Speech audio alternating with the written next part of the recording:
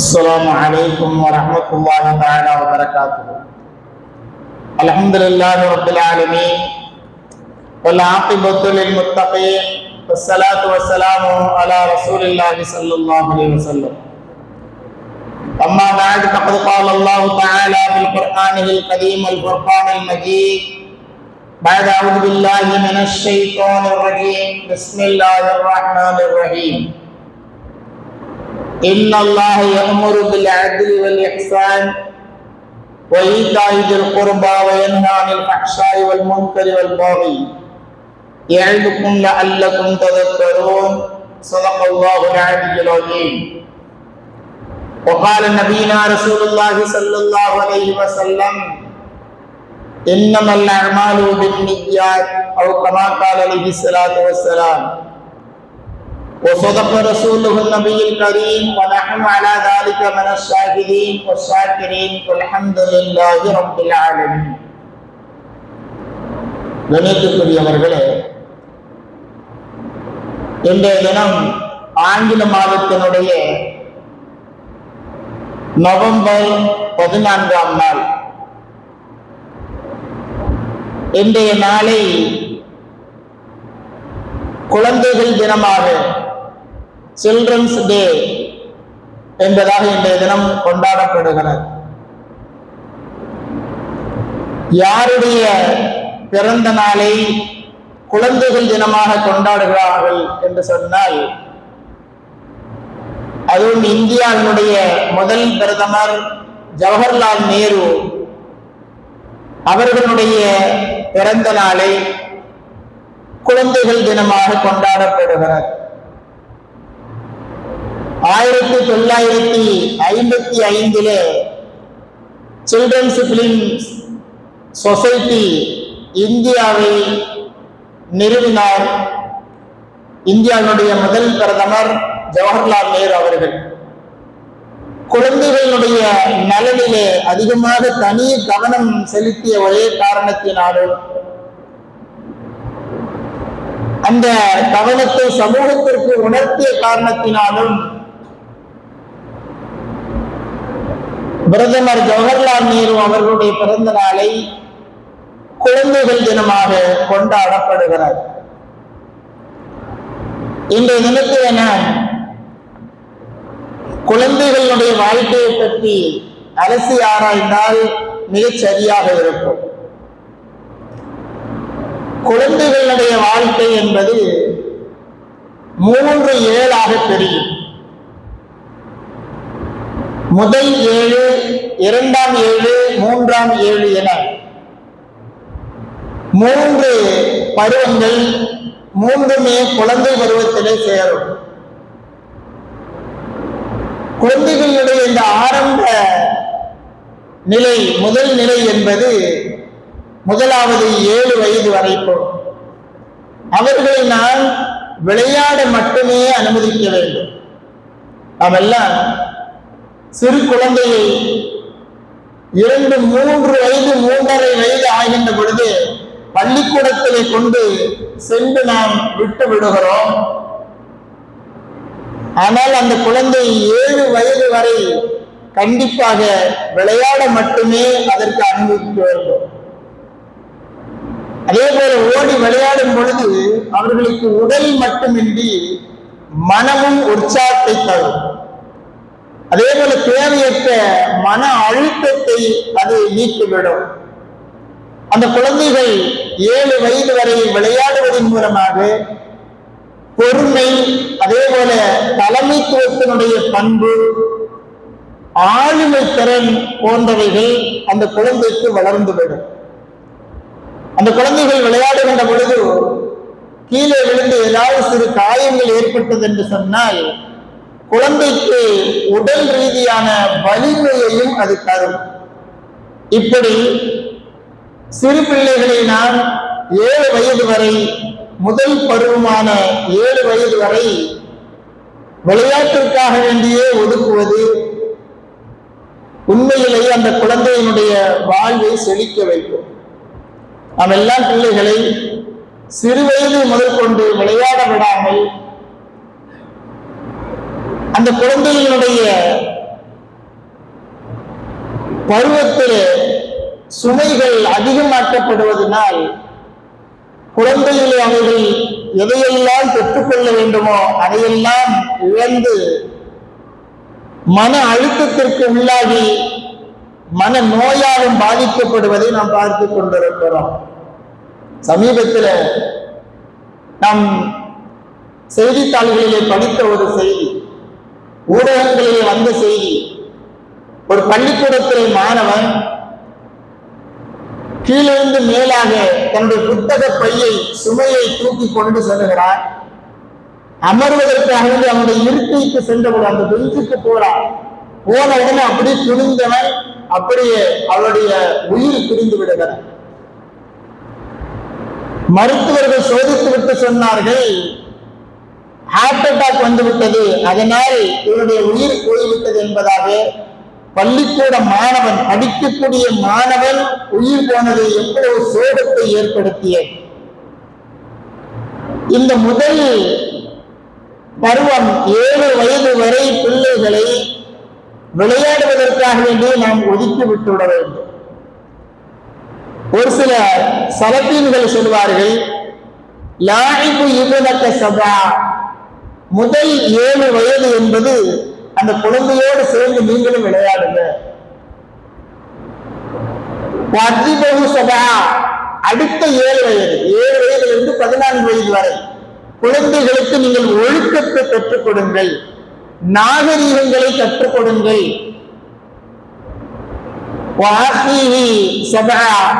கடைசியான அந்த 3வது 7 வயது 14 21 வயது வரை அந்த குழந்தைகளோடு நீங்கள் தோழர்களாக மாறிவிடுங்கள் என்பதாக சலப்பீன்கள் சொல்லித் தருவார்கள். இது குழந்தை பருவம். குழந்தை பருவத்தை அதற்கு என்ன தேவையோ அதை மாத்திரம்தான் குழந்தைக்கு நாம் கொடுக்க வேண்டும்.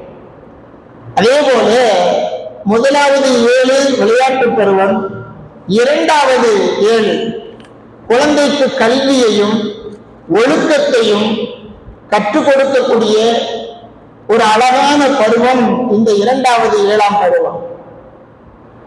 இந்த பருவத்தில் நாம் குழந்தைக்கு எதை கொடுக்கிறோமோ அதுதான் வாழ்நாள் முழுவதும் அந்த குழந்தை கிடைக்கும். இந்த பருவம் என்பது 14 வயது வரை அந்த குழந்தைகளுக்கு நீங்க என்ன சொன்னாலும் கேட்பாங்க. குழந்தைகளுக்கு நீங்கள் கல்வியை கொடுத்தால் கல்வி அழகான முறையில கற்றுக்கொள்ளும், ஒழுக்கத்தை கொடுத்தால் ஒழுக்கத்தை அழகான முறையிலே கற்றுக்கொள்ளும். அந்த குழந்தைக்கு தேவையானதை எதையெல்லாம் கொடுக்கின்றீர்களோ அத்தனையையும் அது பெற்றுக்கொள்ளும். ஆனா 14 வயசுக்கு மேல ஆயிடுச்சுன்னு சொன்னா இந்த 3வது 7வது வயது 3வது பருவம், அந்த பருவத்துக்கு போயிட்டாங்கன்னு சொன்னா யார் சொல்லியும் கேட்க மாட்டாங்க, பெற்றோர்கள் சொல்லியும் கேட்க மாட்டாங்க, ஆசிரியர்கள் சொல்லியும் கேட்க மாட்டாங்க. அதனால இந்த 2வது 7லே அந்த 2வது பருவத்திலே நான் அந்த குழந்தைக்கு என்ன தேவையோ அதை கொடுத்து விட வேண்டும். சிறு வயதிலே நாம் கொடுக்கக்கூடிய அத்தனையையும் அது வாழ்க்கையிலே முன்னேறுவதற்கும் உயர்வதற்கும் ஒரு அழகிய படியாக அமைந்துவிடும்.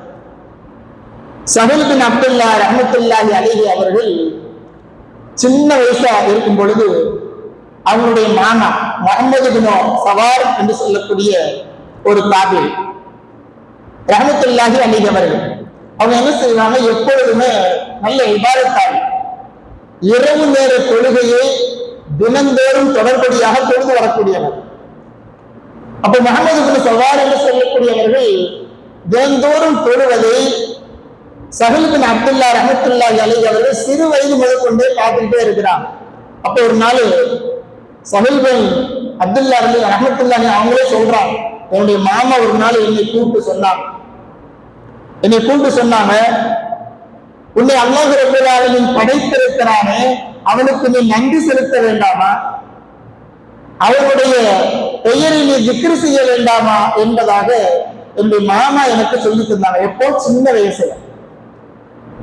அப்போ நான் என்னுடைய மாமா இடத்துல கேட்டேன், என்ன சொல்லணும், எப்படி திக்ர் செய்யணும் எனக்கு தெரியாது, சொல்லித்தாங்கன்னு சொல்லி கேட்டேன். அப்போ என்னுடைய மாமா முஹம்மது பின் சவார் ரஹ்மத்துல்லாஹி அலைஹி அவர்கள் கற்றுக் கொடுத்தார்கள், அல்லாஹ் என்னோடு இருக்கிறார், நீ செய்யக்கூடிய திக்ர் அல்லாஹ் மழை, அல்லாஹ் என்னோடு இருக்கிறான். அதே போல அல்லாஹு ஷாஹிதி, அல்லாஹு மாதிரி, அல்லாஹ் ரப்பல் ஆலமீன் கண்காணித்துக் கொண்டே இருக்கிறான். நான் என்னெல்லாம் செய்யறேன்னு சொல்லி பார்த்துக்கிட்டே இருக்கிறான். இந்த வார்த்தையை நீ திக்ர் செஞ்சுக்கிட்டே இருக்கணும். ஒரு நாளைக்கு 3 தடவையாவது திக்ர் செய்யணும்னு சொல்லி தந்தான். அப்ப சஹல் பின் அப்துல்லா அவர் சொல்லுகிறார்கள், நான் சிறுபிராயத்தில் இருக்கின்ற பொழுது என்னுடைய மாமா சொல்லித் தந்ததை தினந்தோறும் 3 முறை சொல்லிக் கொண்டே திக்ர் செய்து கொண்டே இருந்தேன். கொஞ்ச நாள் போய்கிட்டே இருந்துச்சு. மறுபடி கூப்பிட்டு அதே வார்த்தையை சொல்லிட்டு சொன்னாங்க, நீ இனிமேல் அதை 7 முறை சொல்லணும்னு சொன்னாங்க ஒவ்வொரு நாளும். அப்ப கொஞ்சம் வளர்ந்துட்டார்.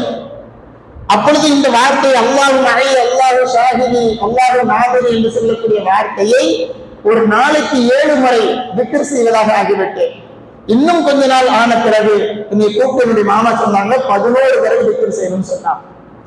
பிறகு நான் அதை அந்த திக்ரை 11 முறை, ஒவ்வொரு நாளும் 11 முறை நான் அதை திக்ர் செய்து கொண்டே இருந்தேன்.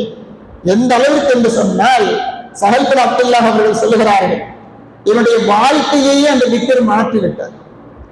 நான் முழு இபாதத்திலே ஈடுபட்டு விட்டேன். என்னை முழுவதுமாக பரிசுத்தப்படுத்தி விட்டது. என்னுடைய ரப்பு என்னை பார்த்து கொண்டே இருக்கின்றான் என்கின்ற எண்ணம் என்னிடத்திலே மேலோங்கி என்னுடைய இபாதத்து அதிகமாகிவிட்டது. என்ன காரணம்? சிறு வயதிலிருந்து நான் என்னுடைய மாமாவினால் சொல்லிக் கொடுக்கப்பட்ட அந்த திக்ரை நான் தொடர்ந்து ஓதிய காரணத்தினால் என்பதாக சொல்லி காண்பிக்கின்றார். அப்ப நான் நம்முடைய பிள்ளைகளுக்கு சிறு பிராயத்தில் என்ன சொல்லிக் கொடுக்கிறோமோ அதுதான் அவர்களுடைய வாழ்க்கையிலே அவர்களை முன்னேறுவதற்கும் உயர்வதற்கும் ஒரு அழகிய படியாக அமைந்துவிடும். 3வது 7. இந்த 3வது 7 என்பது தோழமை கொள்ளக்கூடிய பருவம், நண்பர்களாக பழகக்கூடிய ஒரு நேரம். காரணம் என்ன அப்படின்னு சொன்னா, இந்த 14 வயசு, அதாவது 2வது 7 கடந்துட்டாங்கன்னு சொன்னா, இந்த 3வது 7 வயது வரை என்ன செய்வாங்க சொன்னா, தாய் தந்தைகளிடத்திலேயோ அல்லது உடன் பிறந்த அண்ணன் தம்பி அல்லது அக்கால் தம்பியிடமோ சொல்லாத செய்தி எல்லாம் நண்பரிடத்துல பகிர்வாங்க, நண்பர்களிடத்துல சொல்லுவாங்க. அந்த பருவம் அது. இந்த பருவத்தில் நாம் என்ன செய்ய வேண்டும்? பெற்றோர்கள், சகோதரர்கள், சகோதரிகள் என்ன செய்யணும்? அரவணைத்துக் கொண்டு அவர்களிடத்தில் தோழமையோடு நடந்து கொள்ள வேண்டும். அப்ப என்ன செய்வாங்க? நண்பர்களாக பார்த்து விட்டார் 14 வயதுக்கு அப்புறம் 27 வயது வரை திருமணம் முடிக்கின்ற வரை குழந்தை பருவம் தான். அந்த 3வது 7 முழுவதுமாக தன்னுடைய நண்பரை போல, தோழரை போல இந்த சிறுவன் எண்ணி விட்டான் என்று சொன்னால் எல்லா விஷயத்தையும் நம்மிடத்தில் பகிர்ந்து கொள்வான். அப்பொழுது நல்லது எது, கெட்டது எது என்பதை நம்முடைய பிள்ளைகளுக்கு, நம்முடைய சகோதரர்களுக்கு, நம்முடைய சகோதரிகளுக்கு நாம் சொல்லிக் கொடுக்க மிக அழகான ஒரு தோதுவான நேரமாக அது அமைந்துவிடும். எப்படி நாம் தோழமையோடு சொல்லிக் கொடுப்போம்? ஹலீஃபா உமர் இப்னு கத்தாப் ரலியல்லாஹு தஆலா அவர்கள் ஒரு நேரத்துல கடைத்தெருவுல நடந்து வந்துகிட்டு இருக்கிறாங்க. அப்ப கடத்து வந்த தெரு ஓரத்துல சின்ன பசங்களாம் விளையாண்டுகிட்டு உட்கார்ந்து இருக்கிறாங்க. உமர் ரலியல்லாஹு வர்றதை பார்த்த உடனே சிறுவர்கள்லாம் தலை தெறிக்க ஓடிட்டாங்க. எல்லாரும் அங்கங்க ஓடி ஒளிஞ்சிட்டாங்க. ஏன்னா வர்றது உமர் ரலியல்லாஹு கலீஃபா. அப்ப ஒரே ஒரு பையன் மட்டும் அங்கே நிற்கிறான், பாக்கி எல்லாம் ஓடிட்டான். உமர் ரலியல்லாஹு அவர்கள் என்ன செஞ்சாங்க? அந்த பையனை பிடிச்சாங்க. அந்த பையனை பிடிச்சு கேட்டாங்க, என்னப்பா அவங்க கூட விளையாண்டுட்டு இருந்தவங்கள என்னை பார்த்த வந்து ஓடிட்டாங்க, நீ மட்டும் ஏன் போகல, ஓடல, ஏன் அப்படின்னு நின்னு சொல்லி கேட்கிறான். அப்போ அந்த சிறுவன் சொன்னான், நான் என்ன தப்பு செஞ்சேன்? நான் தப்பா செஞ்சேன் ஓடுறதுக்கு? இல்ல தெருவுல இவ்வளவு பெரிய இடம் கிடைக்க நீங்க நடந்து போக மாட்டீங்களா, அவங்களுக்கு இடம் பத்தாதா என்பதாக அந்த சிறுவன் சொன்னதை கேட்டு இவர்கள், நான் யாரு தெரியுமா? நான் ஹலீஃபா, அல்லாஹ் என்னுடைய நாவிலே பேசுகிறார், அருமை நாயகம் ஸல்லல்லாஹு அலைஹி வஸல்லம் அவர்களினால் நான் வந்தால் என்னுடைய பாதையிலே ஷைத்தான் கூட நிற்க மாட்டான், ஓடிடுவான், அந்த அளவுக்கு நான் பெருமை மிகுந்தவன் என்கின்ற வார்த்தையை சொல்லல. உமர் ரலியல்லாஹு என்ன சொன்னாங்க?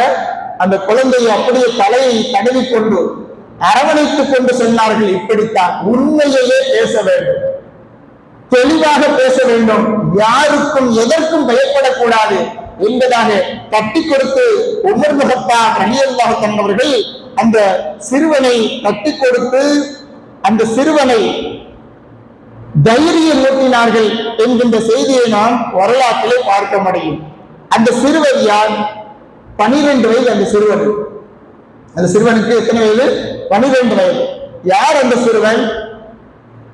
முதல் கலீஃபா ஹஜ்ரத் அபூபக்கர் சித்தீக் ரலியல்லாஹு அன்ஹு அவர்களுடைய பேரன்.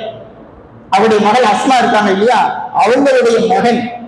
12 வயதிலேயே உமர் பின் கத்தாப் ரலியல்லாஹு அன்ஹு அவர்கள் சொல்லிக் கொடுத்த அந்த செய்தி, அவருடைய தைரியம் மனதிலே பதிந்த காரணத்தினால் அந்த சிறுவர் அப்துல்லாஹ் இப்னு ஸுபைர் ரலியல்லாஹு அன்ஹு அவர்கள் எந்த அளவிற்கு தரஜாவிலே உயர்ந்தார்கள், எந்த அளவிற்கு அந்த தைரியத்தை வெளிப்படுத்துகிறார்கள் என்று சொன்னால், பின்னாளிலே அவர்கள் பெரிதாக வளர்ந்த பிறகு கொடுங்கோலனாக இருந்த ஹஜ்ஜாஜ் இப்னு யூசுப் என்பவனை மிக துணிவோடு எதிர்கொண்டார்கள்.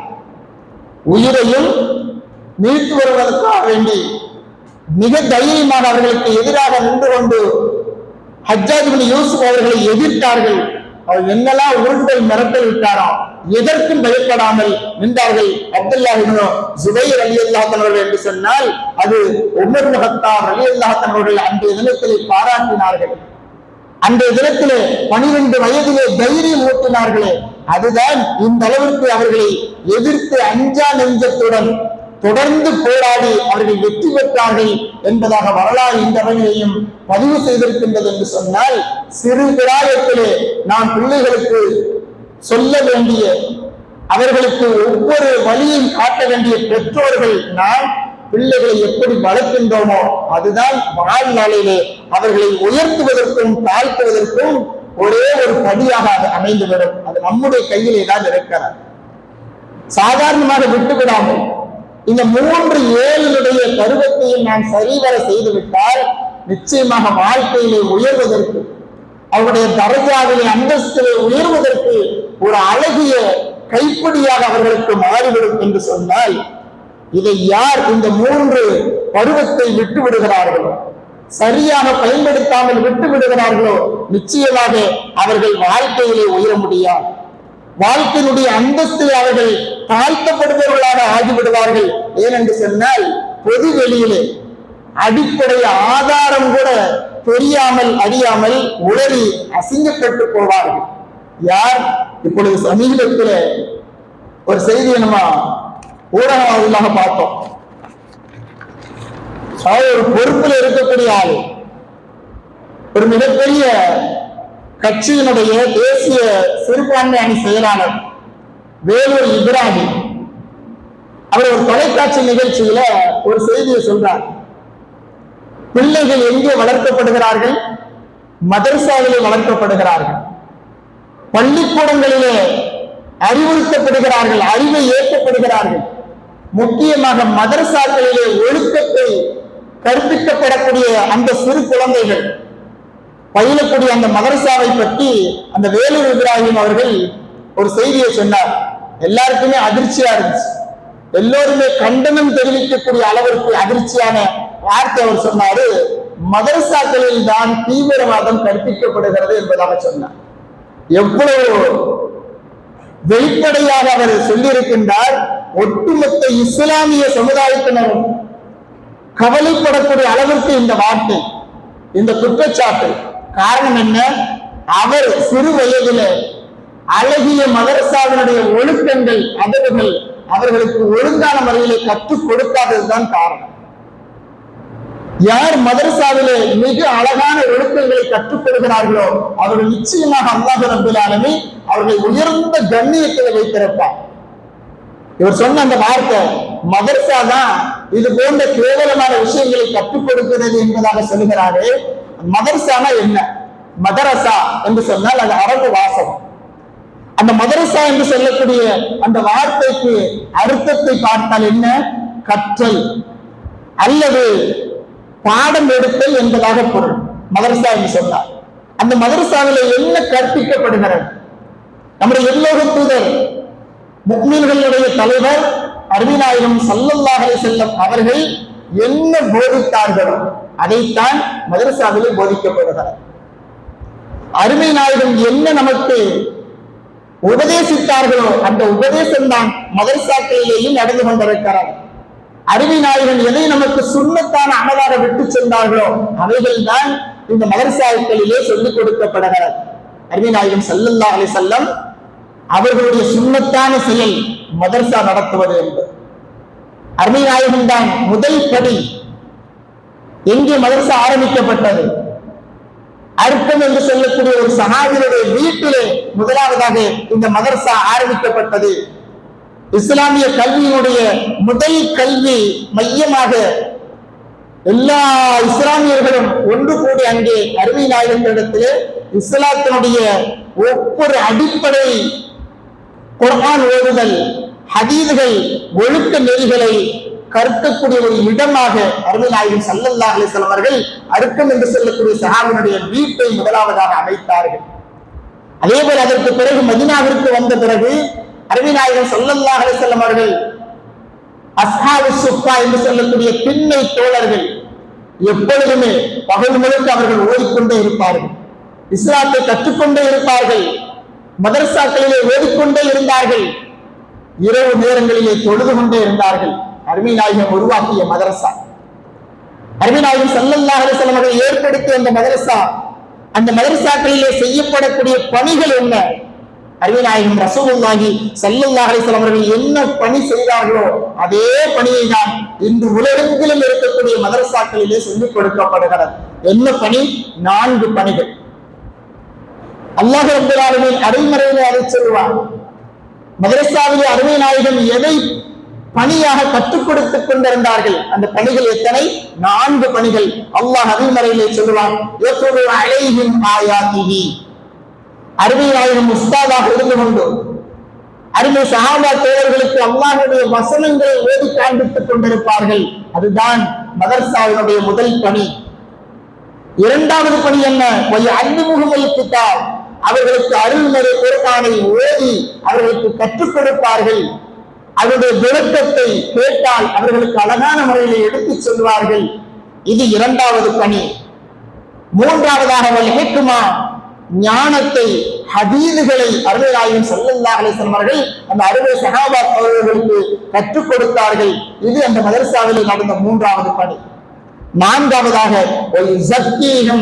எல்லாவற்றையும் ஒழுக்கங்களையும் கற்றுக் கொடுத்தவர்களை பரிசுத்தப்படுத்தினார்கள் அருமை நாயகம் ரசூலுல்லாஹி ஸல்லல்லாஹு அலைஹி வஸல்லம் என்று சொன்னால் இந்த 4 பணிகள் தான் மதரசாவிலே அருமை நாயகம் கற்றுக் கொடுத்தார்கள். அதே பணிதான் உலகெங்கிலும் இருக்கக்கூடிய மதரசாக்களிலே சிறு குழந்தைகளுக்கு இந்த 4 பணிகள் தான் இந்த அளவிலேயும் கற்றுக் கொடுக்கப்படுகின்றது, போதிக்கப்படுகின்றது. அல்லாஹ் ரப்பல் ஆலமீன் அருள்மறையிலே சொல்லக்கூடிய ஒரு வார்த்தை, ஒவ்வொரு வாரமும் ஜும்ஆவிலே எல்லா பள்ளிகளிலும் பள்ளிகள் தோறும் ஓதக்கூடிய ஒரு வசனம், இன்னல்லாஹ யஅமுரு பில் ஆதில் வல் இஹ்சான் வ ஈதாஇல் குர்பா வ யன்ஹா அனில் ஃபஹ்ஷாஇ வல் முன்கரி வல் பகி யஇதுக்கும் லஅல்லக்கும் ததக்கரூன் என்று சொல்லக்கூடிய ஒரு அழகான வசனம், ஒரு அழகான உபதேசம், அல்லாஹ்வுடைய உபதேசம் வாரந்தோறும் ஜும்ஆக்களிலே எல்லா பள்ளிகளிலேயும் ஓதப்படுகிறது. அருள்மறை குர்ஆனுடைய வசனத்திற்கு அழகான முறையில தஃசீர் விரிவுரை செய்யக்கூடிய முஃபஸ்ஸிரீன்கள் எழுதுகிறார்கள், ஒரு மனிதனுடைய வாழ்க்கைக்கு இந்த ஒரு வசனமே போதும் என்பதாக சொல்கிறார். அல்லாஹ் இந்த வசனத்திலே ஒரு அழகான உபதேசம் செய்கிறார். ஒரு மனிதனுடைய வாழ்க்கையில என்ன இருக்க வேண்டும் என்பதை இந்த வசனத்தில் மாத்திரம் சொல்லிவிட்டார்.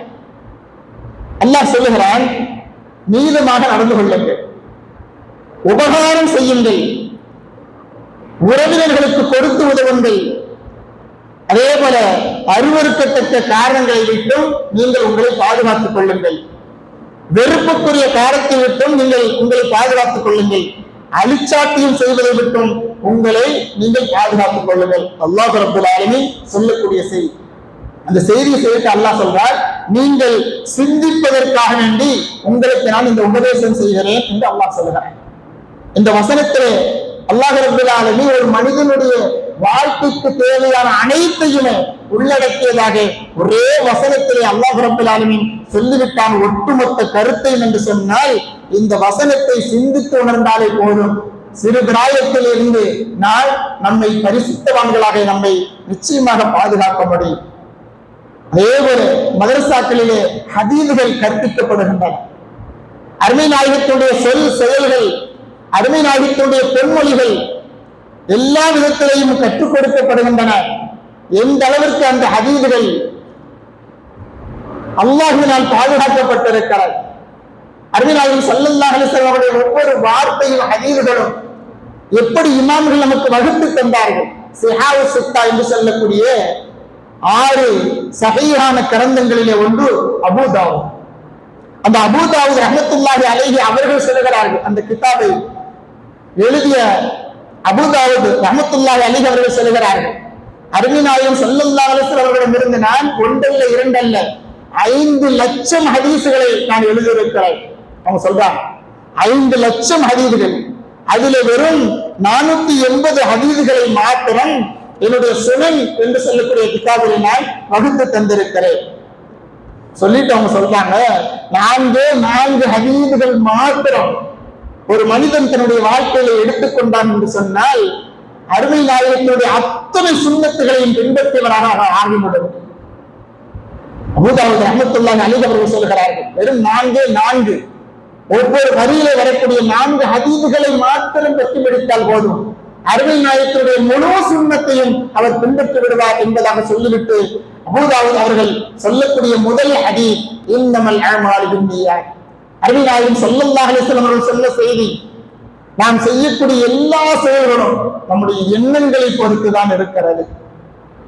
அருமை நாயகம் சொன்ன முதல் செய்தி.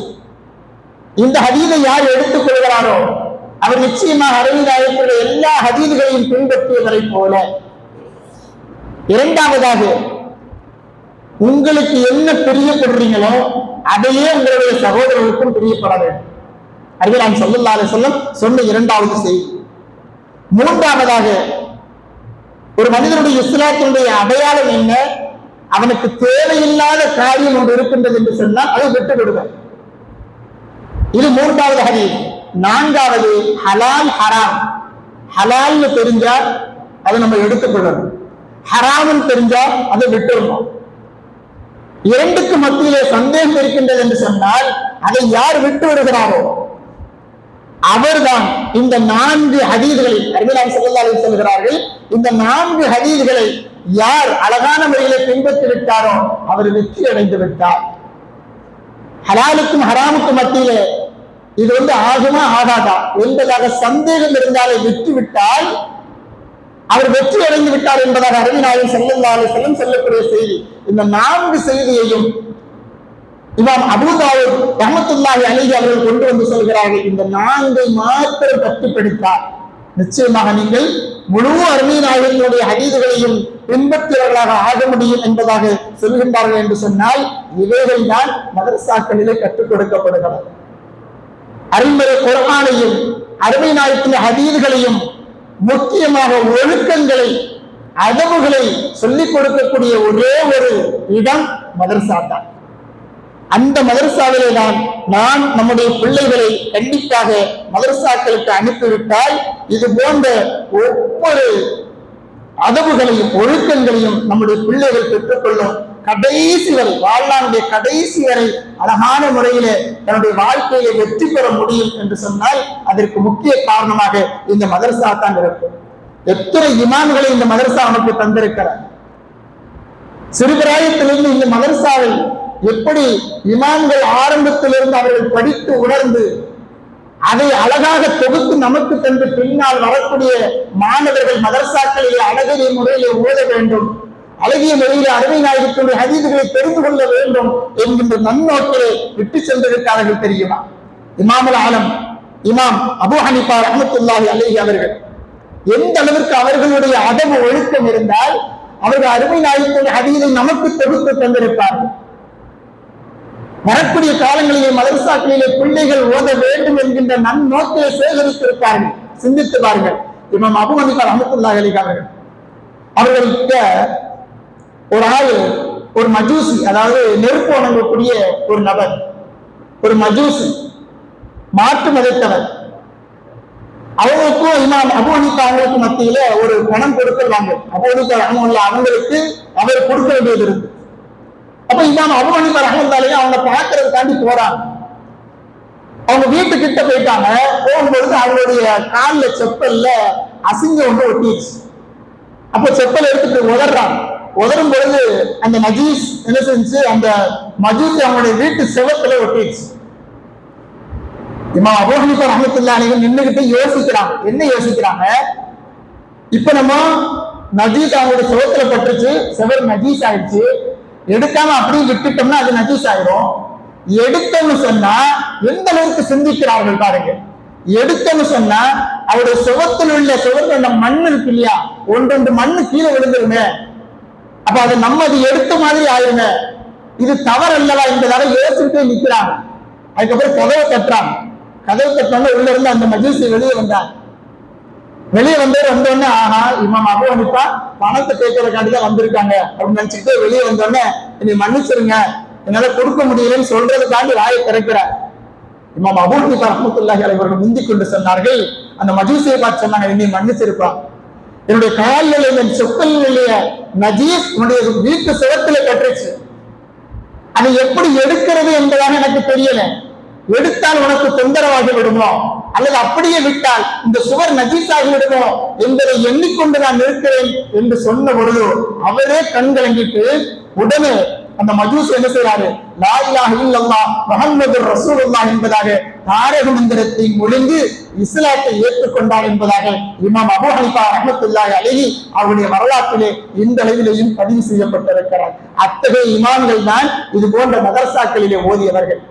பின்னால் வரக்கூடிய மதரசாக்களிலே என்னுடைய ஹதீஸ்களை, நான் சேகரித்த ஹதீஸ்களை படிக்கக்கூடிய மாணவர்கள் எந்த அளவுக்கு ஒழுக்கத்தோடும் ஹலால் ஹராமோடும் பேணுதலாக இருக்க வேண்டும் என்பதை சிந்தித்திருப்பார்கள் பாருங்கள். அதே போல ஹசன் ரலியல்லாஹு தஆலா அவர் பக்கத்து வீட்டுல ஒரு யூதர் இருந்தார். அவர் வீட்டில் உள்ள நஜீஸ் என்ன செய்யும் சொன்னா ஹசன் அலி அவருடைய வீட்டு வாசல்ல வந்துட்டு போவோம். ஹசன் அலி என்ன செய்வாங்க, போய் அவங்க போய் சுத்தம் பண்ணுவாங்க, கிளீன் பண்ணுவாங்க. நம்ம வீட்டுக்கு வராமல் இருக்கட்டும் சொல்லி அது ரொம்ப நாளா நடந்துகிட்டே இருக்குது.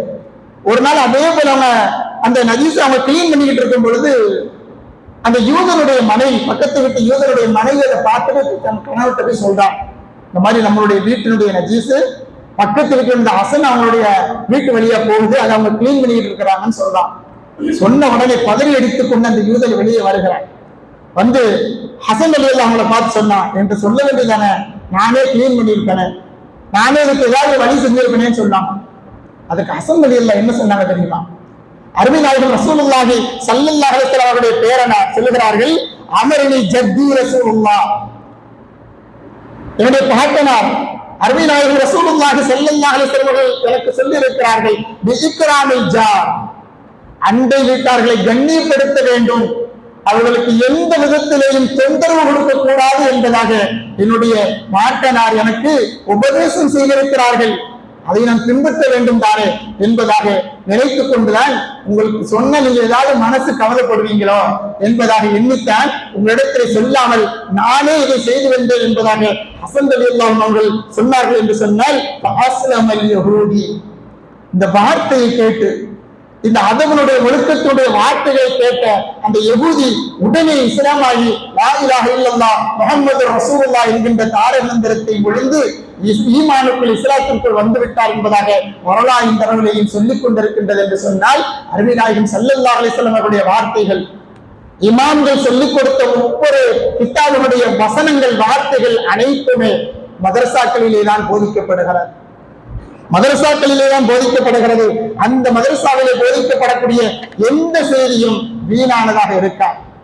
குழந்தை பருவத்திலே நான் நம்முடைய பிள்ளைகளை மதரசாவிற்கு அனுப்பி வைத்து விட்டால் முதலாவதாக சொல்லிக் கொடுக்கக்கூடிய அதவுகள், ஒழுக்கங்கள் தான் அந்த பிள்ளைகளை, அது ஆணாக இருந்தாலும் சரி பெண்ணாக இருந்தாலும் சரி, அவருடைய வாழ்க்கைக்கு ஒரு அழகிய படிகளாக, வாழ்க்கையை முன்னேறுவதற்காக வேண்டி ஒரு அழகிய தூணாக அது அமைந்துவிடும். அபூ சயீத் அல் பிஸ்தாமி ரஹ்மத்துல்லாஹி அலைஹி அவர்கள் சொல்லுகிறார், கடுமையான குளிர்காலத்திலே பள்ளிவாசலுக்கு போகும்பொழுது ஒரு நபருடைய வீட்டு வாசல்ல கொஞ்சம் களைப்பா இருக்கிறது, கொஞ்சம் தூரம் அவங்க வீடு, வரும்பொழுது ஒரு வீட்டு வாசல்ல திண்ணையில உட்கார்ந்துட்டாங்க. ஒரு 5 நிமிஷம் உட்கார்ந்து களைப்பா இருக்குதுன்னு உட்கார்ந்துட்டு மறுபடியும் எஞ்சுட்டான். எஞ்சவங்க போவதற்கு மனசு இல்லை. உடனே என்ன செஞ்சாங்க, அபூ ஸஈத் அல் பிஸ்தாமி ரஹ்மத்துல்லாஹி அலைஹி அவர்கள் அந்த வீட்டினுடைய கதவை தட்டுறாங்க. அந்த வீட்டுக்காரர் வெளியே வர்றார். வெளியே வந்த உடனே அவர்கிட்ட சொன்னார். அவர் யாரு? அவர் அதேபோல மஜூசி தான், நெருப்புவனம், மாற்று மதத்தவர். அந்த வீட்டு கதவை தட்டி வெளியே வந்தோன்னு அவர்கிட்ட சொன்னாரு, ரொம்ப களைப்பா இருந்துச்சு, ஒரு 5 நிமிஷம் உங்களுடைய வீட்டு வாசல்ல உட்கார்ந்துட்டேன், அதுக்கு நீங்க எனக்கு அனுமதி தந்துருங்கன்னு சொல்லி கேட்கிறார். எந்த அளவுக்கு ஈமானும் இஸ்லாமும், எந்த அளவுக்கு அதவும் ஒழுக்கமும், எந்த அளவுக்கு மற்றவர்களை இடையூறு தொந்தரவு கொடுக்க கூடாது என்கின்ற விஷயத்திலேயும் மிக அழகிய முறையிலே நடந்து கொண்டார்கள். பெரும் பெரும் இமாம்களும் தாபியங்களும் தபஅ தாபியங்களும் என்று சொன்னால் அவர்களுடைய வார்த்தைகளும் நேர்மையும் பேணுதலும். இதை கேட்ட உடனே அந்த யஹூதி தன்னுடைய குடும்பத்தை எல்லாத்தையும் வெளியே போட்டு அவங்க கையை பிடிச்சு லா இலாஹ இல்லல்லாஹ் முஹம்மது ரசூலுல்லாஹ் என்கின்ற தாரக மந்திரத்தை விழுந்து ஈமானிலே, இஸ்லாத்திலே அந்த மஜூசி நெருப்பு வணங்கக்கூடியவர் ஈமானிலே நுழைந்து கொண்டார் என்பதாக வரலாறு இந்த அளவிலையும் சொல்லிக் கொண்டிருக்கின்றது என்று சொன்னால் இதுதான் மதரசாவிலே போதிக்கப்படுகிறது. இதுதான் மதரசாவிலே போதிக்கப்படுகிறது. சமீபத்தில் ஒரு பத்திரிகையில, அரபு ஒரு பத்திரிகையில பார்த்தேன். ஜித்தால நடந்த ஒரு செய்தி. ஒரு மதரசா, இந்த ராபிதத்துல் ஆலிமுல் இஸ்லாம் என்று சொல்லக்கூடிய ஒரு மதரசா ஜித்தால இருக்கு. அந்த ஜித்தால இருக்கக்கூடிய அந்த மதரசால ஒரு மூதாட்டி தன்னுடைய மகனை கூட்டு போய் சேர்க்கிறான். அந்த மூதாட்டி அந்த மகனும் இஸ்லாம் அல்ல, முஸ்லீம் அல்ல, மாற்று மதத்தவர். கொண்டு போய் சேர்த்துட்டாங்க. சேர்த்த பிறகு அவங்க விசாரிக்கிறாங்க. ஆமான்னு தெரிஞ்சது. தெரிஞ்ச பிறகு அந்த மூதாட்டி இடத்துல அந்த ஆசிரியர் கேட்டாங்க, ஏன் உங்க பையனை கொண்டு நீங்க மதரசால கொண்டு விடுறீங்க? ஏன்னா மாற்று மதத்தவர், ஏன் கொண்டு வந்து விடுறீங்கன்னு சொல்லி கேட்கின்ற பொழுது அந்த மூதாட்டி சொன்னால் இது பத்திரிகையில நடந்த வந்த செய்தி. அந்த மூதாட்டி சொன்னால், என் வீட்டுக்கு பக்கத்துல ஒரு இஸ்லாமிய வீடு இருக்கு, ஜித்தால வந்து கலந்து இருக்கிறாங்க எல்லாருமே. என்னுடைய வீட்டுக்கு அருகாமையில் இருக்கக்கூடிய ஒரு முஸ்லீமான ஒரு வீடு. அவர் இந்த மதரசாவிலே ஓடுகிறார். அவருடைய தாயையும் தந்தையையும் அவர்களுடைய பெற்றோர்களை அழகான முறைகளை பார்த்துக் கொள்கிறார். கண்ணியத்தோடு நடந்து கொள்கிறார். வார்த்தைகள் பேசுகின்ற பொழுது மிக அதவோடு ஒழுக்கத்தோடு பேசுகிறார். ஆனா என் பிள்ளை அப்படி இல்லை, அவனை போலவாது வர வேண்டும் என்பதற்காக வேண்டிதான் என் பிள்ளையை கொண்டு இங்க சேர்த்தேன்னு சொல்லி சொன்னாங்களாம். பிள்ளையை சேர்த்துக்கிட்டாங்க. சேர்த்து ஓதினான் என்பதாக அந்த புத்தகத்தில் படித்த ஞாபகம். நம்முடைய பிள்ளைகள் அப்படி வர வேண்டும் என்பதாக சமீபத்தில் ஒரு செய்தியிலேயும் கூட ஒரு நிகழ்வு, அந்த நிகழ்ச்சியிலே கேட்கப்படுகிறது. முதியோர்கள் இல்லத்தில் இருக்கக்கூடிய ஆண்களும் சரி பெண்களும் சரி அதிகமானவர்கள் இருக்கக்கூடியவர்கள் மாற்று மதத்தவர்களுடைய பெற்றோர்கள் தான், மாற்று மதத்தவர்களுடைய தாய் தந்தைகள் தான். அந்த நிகழ்ச்சியிலே கேள்வி கேட்கிறார், முஸ்லிமான ஒரு ஆணோ பெண்ணோ, முஸ்லிமான ஒரு தாயோ தந்தையோ இந்த முதியோர் இல்லத்தில் இருக்காங்களான்னு சொல்லி கேட்டப்ப இல்லைன்னு சொன்னான். காரணம் என்ன? இந்த இஸ்லாமிய மார்க்கம் அதைத்தான் போதிக்கிறது. இந்த இஸ்லாமிய மார்க்கம் இந்த அதவில் தான், கண்ணியத்தை தான் போதிக்கிறது. நம்முடைய தாய் தந்தைகளை கடைசி வரை கண்ணியத்தோடு நடத்த வேண்டும், அவர்களை நம்மோடு வைத்துக் கொண்டு பாதுகாக்க வேண்டும் என்பதை இந்த இஸ்லாமிய மார்க்கம் கடைசி வரை மதரசாவில் இருந்து, ஆரம்ப மதரசாவில் இருந்து கடைசி வரை நம்முடைய வாழ்க்கையினுடைய கடைசி வரை எப்படி வாழ வேண்டும் என்பதைத்தான் இந்த மதரசாக்கள் நமக்கு சிறுபிராயத்திலிருந்து சிறு குழந்தைகளுக்கு சொல்லித் தருகின்றது என்பதை நாம் நினைவில் கொள்ள வேண்டும். கண்ணியத்துக்குரியவர்களே, அல்லாஹ் ரப்பல் ஆலமீன் இது போன்ற அருள்முறை குர்ஆனின் மூலமாகவும் அருமை நாயகத்துடைய ஹதீஸ்களின் மூலமாகவும் இந்த மதரசாக்களிலே சொல்லித் தரப்படக்கூடிய ஒவ்வொன்றும் மனிதனுடைய கண்ணியம் பேணப்பட வேண்டும், மனிதன் எப்படியெல்லாம் இந்த துன்யாவில வாழ வேண்டும் என்கின்ற ஒரே நன்னோக்கிலேதான் இந்த மதரசாக்களின் அளவிலையும் உருவாக்கப்பட்டு ஒவ்வொரு பிள்ளையும் அவருடைய வாழ்க்கையை கற்றுத்தரப்படுகின்றது என்று சொன்னால் அல்லாஹ் ரப்பல் ஆலமீன் இந்த மதரசாக்களிலே உண்மையிலேயே பரக்கத்தை வைத்திருக்கிறார். அல்லாஹ் ரப்பல் ஆலமீன் உதவி செய்து கொண்டிருக்கிறார். அத்தகைய இந்த மதரசாக்களிலே நான் வரக்கூடிய வருங்காலத்தினுடைய எதிர்காலத்தில் நம்முடைய பிள்ளைகளை, ஆண்களையும் பெண்களையும் நான் மதரசாவிற்கு அனுப்பி மார்க்கத்தினுடைய ஒவ்வொரு விஷயத்தையும் முக்கியமாக அதபை பிள்ளைகளுக்கு கற்றுக் கொடுக்க நாம் கடமை விட்டிருக்கிறோம். அல்லாஹ் ரப்பல் ஆலமீன் உலகத்திலே வாழக்கூடிய முஃமினான முஸ்லிமான ஆண் பெண் அத்தனை நபர்களையும் ஈமானோடும் இஸ்லாத்தோடும் அழகான கண்ணியத்தோடும் இஸ்ஸத்தோடும் இந்த துன்யாவிலே வாழக்கூடிய வாழ்க்கையை தந்திரல நாம் கற்றுக்கொள்ள மதரசாவிலே சேர்ந்து அதை முழுமையாக கற்றுக்கொண்டு அல்லாஹ் ரப்பல் ஆலமீன் அவனது ஈமானை இஸ்லாமை முழுமையாக சுமக்கக்கூடிய நல்லடியார்களாக அல்லாஹ் ரப்பல் ஆலமீன் நம்மையும் நம்முடைய எதிர்காலத்து பிள்ளைகளையும் ஆக்கி நல்லருள் வாய்ப்பானாக. ஆமீன். வாஹிரு தஅவானா அல்ஹம்துலில்லாஹி ரப்பில் ஆலமீன். அஸ்ஸலாமு அலைக்கும் வரஹ்மத்துல்லாஹி தஆலா வ பரகாத்துஹு.